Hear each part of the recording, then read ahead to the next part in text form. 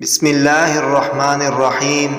قرآن کریم کے ماہر قاری کا مقام، فضائل قرآن۔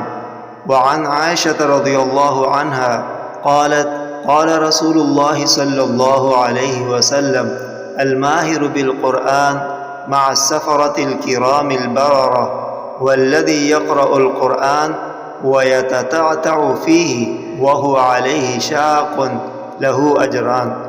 حضرت عائشہ رضی اللہ عنہا بیان کرتی ہیں، رسول اللہ صلی اللہ علیہ وسلم نے فرمایا، ماہر قرآن اطاعت گزار معزز لکھنے والے فرشتوں کے ساتھ ہوگا، اور جو شخص اٹک اٹک کر قرآن پڑھتا ہے اور وہ اس پر دشوار ہوتا ہے تو اس کے لیے دوہرا اجر ہوگا۔